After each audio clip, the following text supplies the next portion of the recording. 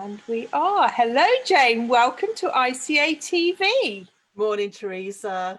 How exciting is this? Can you imagine a few months ago when we all started, talking and working on I Can Achieve and Dream to Achieve and all that sort of programs we were working on, we'd be sat on a television program. Oh, amazing, isn't it? It's potty, absolutely It is, potty. it's amazing. But one of those things that I've always wanted to do, because part of I Can Achieve is to actually share what we do as business owners, but also so people can watch and go, actually, I can put that in my business. Oh, I'm thinking about that. Oh, that might work for me, rather than having to work directly with somebody. And it's like a bit of a giving part of I Can Achieve. So welcome. And I've just seen one of your wolves slowly sneak behind you. Which one was it? No, I didn't see who it was. She just slipped around the back. And we've got Darwin in the background as well. So then we'll see if Darwin plays it with us. It'd be quite funny. Yeah, she's starting. She's starting. You can hear her just. Yeah. Oh, my darling, it's really lovely to have you here. And we're really talking about your business and things around that and how we can boost your business, but also help others as well. So tell me a little bit about, because I know, how long have you been in beautiful West Wales, even though it's a bit damp? Oh, right, okay. So we've been in West Wales exactly 3 years this week. Wow. I know, it's amazing. Yeah. Was it raining then you came? It was appalling. It was that really bad winter where we had rain constantly, and then we had lots of snow and there was a wind. And I remember getting here thinking, oh my God, what have we done? Because I know that we came from Gloucestershire and the weather was actually quite bad there, but nothing compared to this. It is a shock. It really is. It's got, it's taken some time to get used to. Yeah. So the dream was to have your own place, to have your own small holding, to have your own, and we haven't even told people yet, that to have your own flock of sheeps. Yeah, well, basically, we actually bought the flock with us from Gloucestershire because I've been farming now for over 10 years. And at the time we had a pedigree flock of Devon and Cornwall Longwools and some Wensleydales and 2 Leicester Longwools. And so we actually transported 60 sheep from Gloucestershire to here. So we already had the flock, but we've just grown it since we've been here. So I'm now running 100 breeding ewes. 100 sheep. Yeah. Wow. In the rain. In the rain. In the winter. In the winter. I mean, lucky enough, we've started to bring them in because one of the things is the rain can actually damage their fleeces. So all the ewe lambs are in now with the star of our show, which is Fly, who is our elderly girl, and Hope. And the Wensleydales are in now.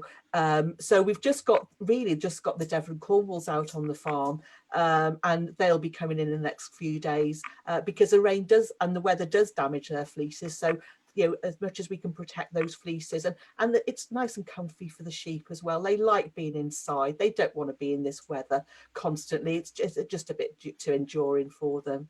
I suppose it's also harder as a farmer, I think, to have them inside because you have to be, I suppose, at beck and call. You can't sort of let them be.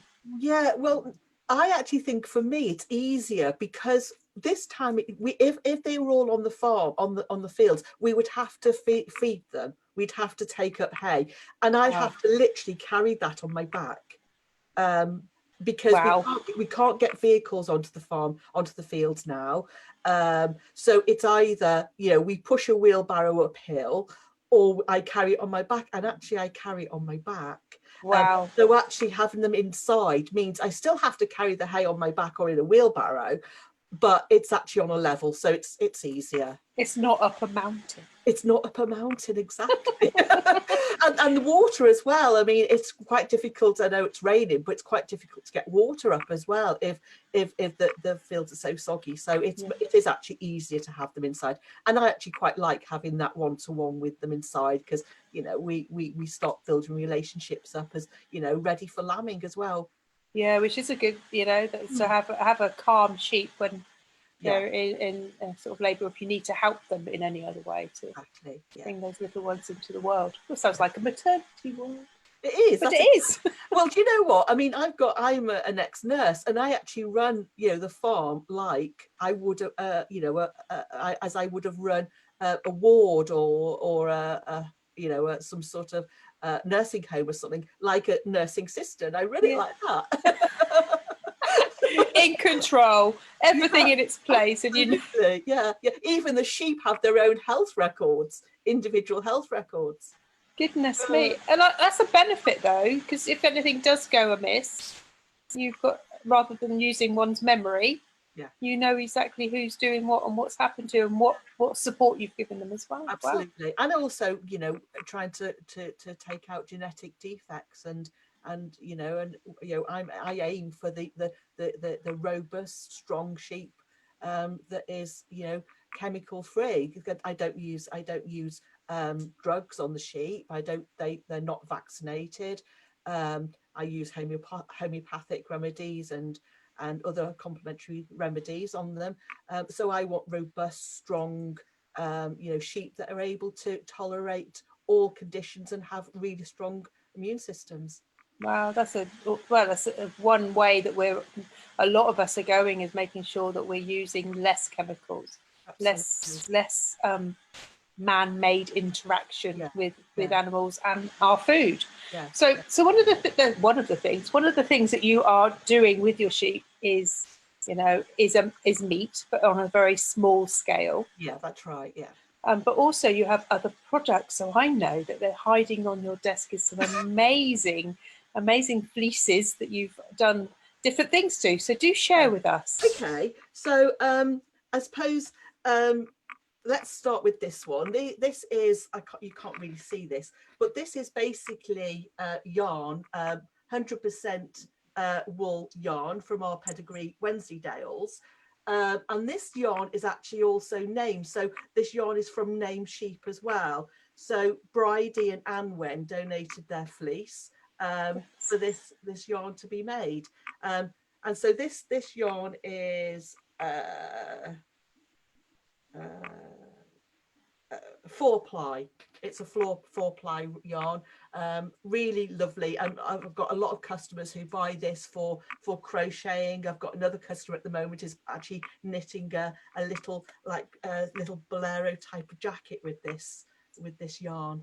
Oh, that's really cute. And as I suppose the fact that it goes from the sheep, which are named, to an ideal customer, which is making product with that. Yeah. As well as you can come back and they can say, "Oh, I've actually made this." Absolutely. From that, so sort of like a full sort of circle there. That's cool. Yeah. So, who is your ideal client for that sort of product? Well, I think it really would be, either a knitter or somebody who is, a crochet, can crochet. They're obviously interested in what I do in the farm, the fact that we farm organically and biodynamically, so they're interested in the way that the animals are treated and the quality of the fleece as well, that goes into the product. It's high quality.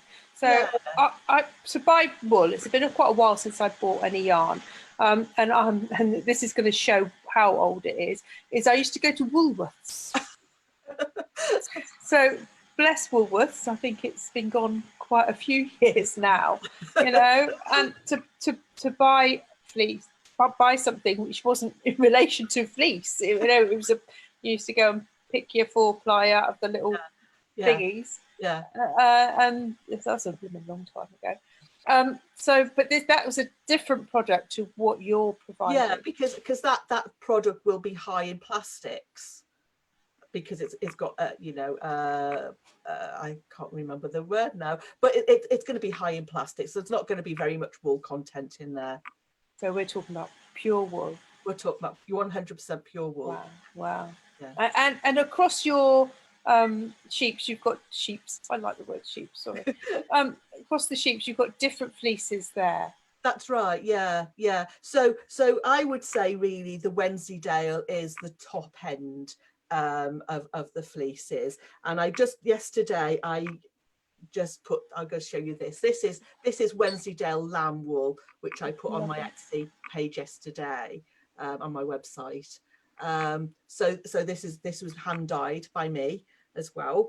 I've got a diploma in colour therapy as well. So I take a lot of the way I dye and the way I look at things from nature and try and combine what I see in nature to my dyeing processes of my wool. So the Wensleydale is really the top end. And I suppose the next end, so that the Wensleydale would be used for, you could use for felting, for artwork. I've got a customer who makes these beautiful cowls and collars out of the Wensleydale. It's just stunning work that people produce with these products. You could wet felt with Wensleydale as well. It felts really well. You could spin, you could weave. It goes across the board, so it's you can do whatever you want to do. Then I've got the Leicester long wool, which this is just a white one, and again these are all long wools. These are open fleece sheeps, and a lot of people buy the Leicester long wool for sculpting. I've got customers who use this for gnome beards and Santa beards and things like that. And again, it can be wet felted and needle felted. And the beauty of buying something white is you can dye it yourself as well. Yeah, absolutely. And then the last one we've got is the Devon and Cornwall long wools, and they are very much traditionally a carpet fleece.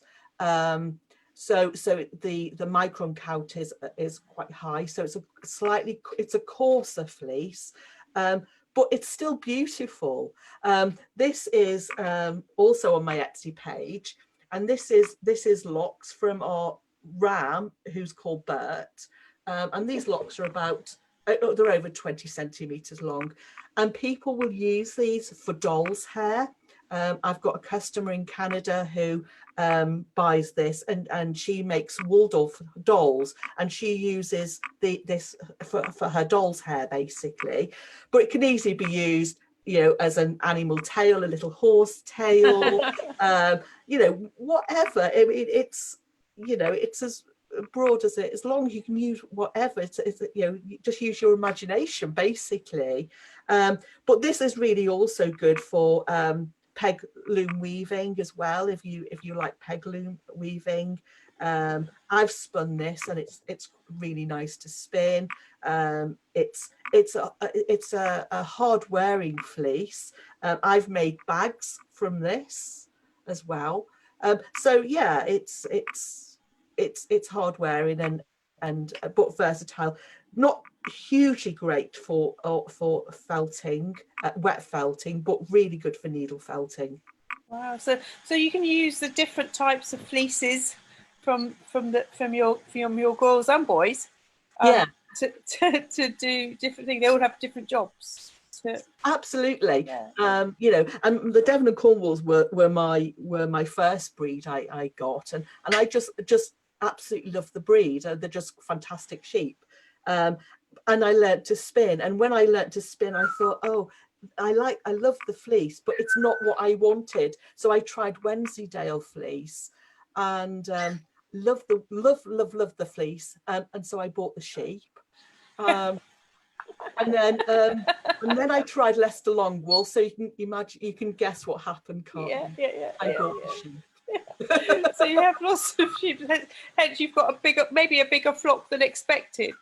Yeah. It's fair to, it is a bit contagious, isn't it, when you actually find something you actually dearly love, and you can actually experiment as well. And be part of that. Farming is not just farming, it's a high diverse thing, but it's still hard work. It's really hard work, especially this time of year. Yeah, dealing with wet and windy, and as I say, you're based at the moment West Wales, and it is, we said earlier, it is a bit damp at the moment. Just a slight damp in the air, as they say. So tell me where you would find your ideal clients. Where would they be loitering? Again, it just depends on the product, but a lot of them, you know, they loiter around spinning Facebook pages, arts and crafts, needle felting, wet felting, that sort of very much sort of crafty type of Facebook pages. So the thing is with Facebook pages and groups, you know, we as human beings like to loiter in places that we like other people. And if we are into, say, felting, we want to join a group of people who are, one, understand what we're saying to them, we talk the same language, but also one, we find information about things between each other. So if we've got a product, and this goes for everybody out there who's listening, is the fact that if you have a product or a service, you can find people who would like to buy, know about, talk about that service, because they're all ganged together. So which is a very cool thing to think about when you are looking at your marketing, to go and join groups of people who are interested in your service. And I suppose the thing that we were talking about yesterday and the day before about selling, people have got this diverse problem of, oh, I can't sell my stuff. But actually, if you're sharing about your stuff to people who want to learn and know about your stuff, you're not actually selling, you're just sharing information. Biggest thing about selling our items is actually your conversation with your ideal client. So we buy things from people that we know, like, and trust. We've heard that lots of times in selling manuals, you know. Get people to know who you are by being the best person that you are. You know, you don't have to, I don't know, technical words, you don't have to put the slap on. You don't have to have the high heels on. You don't have to talk a certain way anymore. People want that authenticity about that person and where they come from. And that is a great way to find your ideal clients. So how many groups do you think that you belong to that you can talk about your product, Jane? Probably about 10. Okay, and 10's a lot. Yeah. Within your marketing ideas to go in and loiter around and see if you can ask and help people in the group. That's cool. So what sort of problems are you solving for these people who are loitering in groups? Well, I think, you know, because I'm providing raw fleeces that I'm guaranteeing to be chemical free, also marker free. The fleeces are sorted and graded before they're sent out, because I do sell whole fleeces as well. So I also have a dialogue, you know, well before I send the fleeces out. So I describe the fleeces, you know, and be honest about, you know, the quality of the fleece. And I think that's really important. And I also follow up as well. So, you know, I also make sure that my customers have tracking on their orders, on everything they buy from me. And I follow up and say, have you received it? Are you happy with it? Fabulous. And that's our customer service. And that can make a difference between somebody having a product from you and coming back.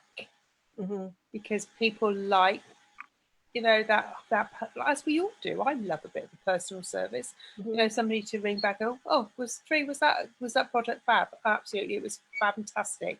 And then you've got that personal connection with that customer.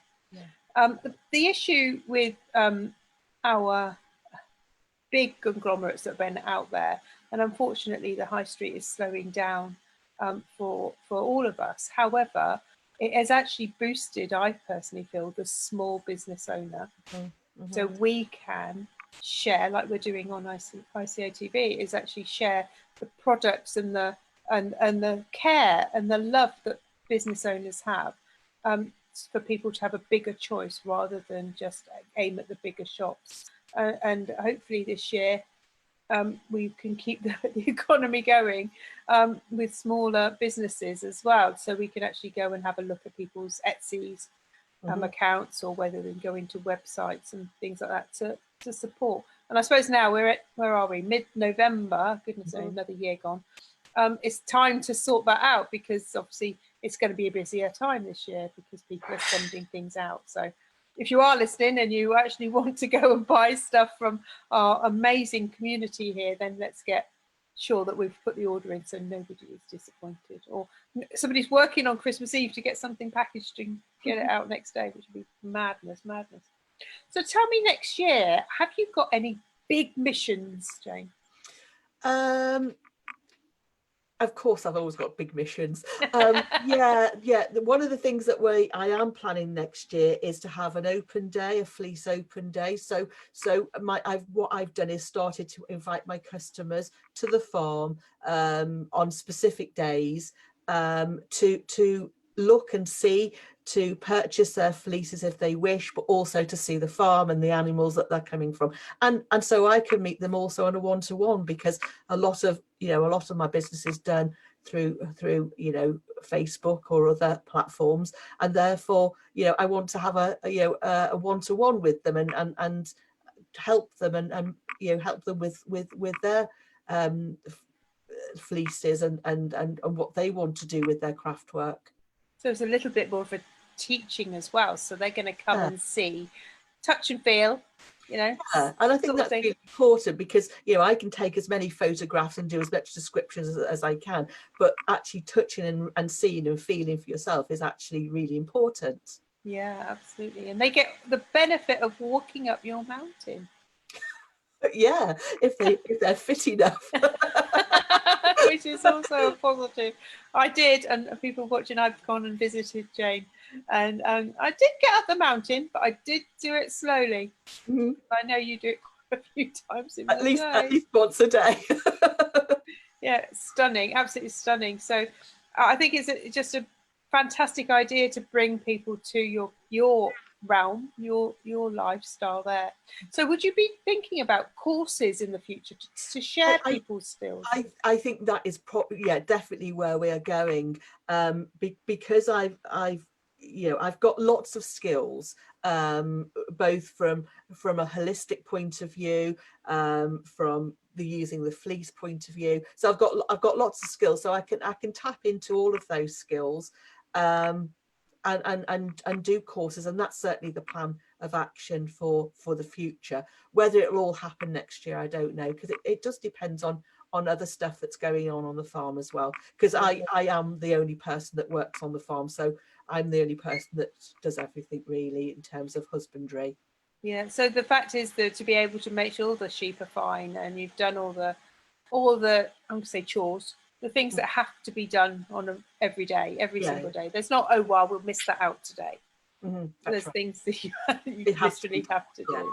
Yeah. And then to actually be able to slot in a course. So I suppose the fact is, if you are, again, out in ICA TV land, if you have got a skill, people are willing to pay you to learn that skill.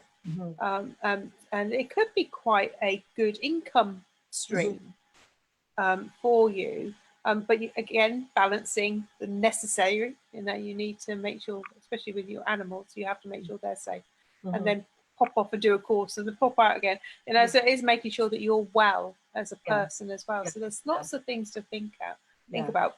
But having, I think, somebody to come who's also already got an interest, who does, I don't know, does spinning, for example, uses that, but actually don't know how to produce their fleece. They might want to do that in future. To increase their skills. That's pretty awesome. So in the next year, we've got maybe teaching. Awesome. We've got an open farm, an open day system. That's definitely going to happen. Definitely. How are you going to think about, obviously, the madness in the world at the moment? I think it's a really good thing because you're outside. You can do the things there. How are you going to contact people to tell them that the open day is there? Well, I've got both the Facebook platforms, but I've also got contact details of all my customers as well, so it can all be they can also be contacted that way. And possibly what I can also do is put some flyers in orders that I send out and say, hey, we're doing this, open day, or I'm doing this course. Would you be interested in this? That's a fab thing, because you've already got an open invitation to share. Because people already know you and they trust you already, so that you're just giving them another service. Just one thing I'd like to touch on is your babies. So your babies turn up all very closely, probably in 4 weeks or so they turn up? 3 weeks. 3 weeks. Between 3 and 4 weeks, yeah. We have a very, very short lambing period, just because I am the only one that lambs. Husband is here, so he takes on household duties and stuff, so I just focus then just on the sheep and the lambs. So I'm up pretty much day and night for 3 weeks while we're doing that. And lambing happens at the end of February, so the weather's not that great anyway, just because I like to get them out as soon as possible into the really nice weather on the fresh grass, etc.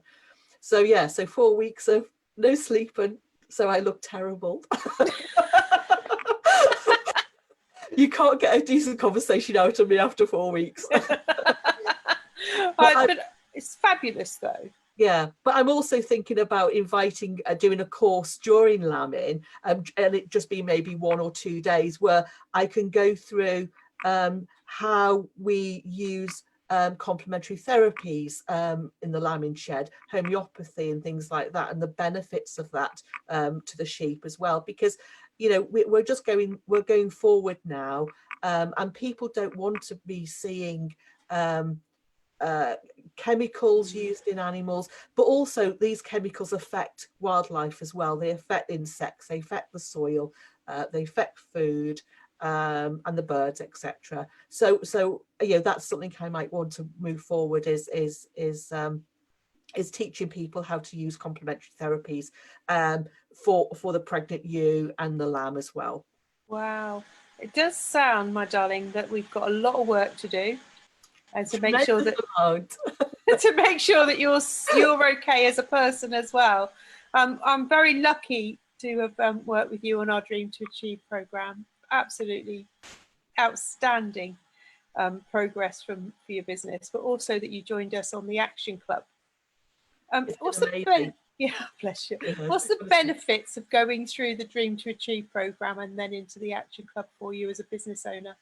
I think for me, the Dream to Achieve program taught me to focus and plan. I'm sort of riding by the seat of my pants type of person, and so planning was not a thing I really did, and so that is very much part of what I do. I sit back, I think, and I plan ahead, and it does save time. And the Action Club is just just a way of getting back together again, to sort problems out, just to chat over some issues, maybe to just touch base, really. And then you're ready again for the next month. Absolutely. Absolutely, and it's just an honour to work with yourself, darling, and I've learned so much more about things like sheeps and yarns and things, which I knew a bit about sheep, but not, I'm learning quite well. Thank you very much. Oh, my darlings, if you're watching out there on live, or you're actually, I love this bit, watching on #replay. I can't do hashtag on my Mac because I can't find the right button. So if anybody knows how to do that, that'd be good. But if you're out there, do comment, do ask questions, because Jane's tagged in the thread, so we can always answer any questions. If you are watching, just to let you know, you won't know unless you're watching, obviously. We have a YouTube channel. Woo! So we launched that on Monday, and so we're popping up these videos. So as you are watching, could you pop over and subscribe? We need 100 subscribers, which seems quite a lot, so we can get our ICA, I Can Achieve name on the URL, because at the moment it's a lot of gobbledygook. It doesn't make sense at all. So we would really like our own name on the channel. So when you're watching, please pop over to there. I just, again, Jane, thank you so much for joining us today. Theresa. Hang around a bit, we'll have a little chat, and I'll grab a coffee because mine's over in the kitchen. And it's just been a pleasure, and I can't wait to come and see you again. I will wear my wellies. Good. I will bring Come cake. at Lambing Town, see all those cute babies. Yeah. Well, I've never lambed a sheep. Oh, That'd be cool. Seen lots of yeah. it. Not done it myself. We'll catch up with you at the beginning of the lambing season. Yeah. Not at the end. Okay. Or maybe we'll come at the end and give you more than cake and coffee. That'll be fantastic. Love you lots. Thank you so much, Jane. You. See you in a minute, but take care, everyone. Thanks, everybody, for watching. Speak to you later. Bye.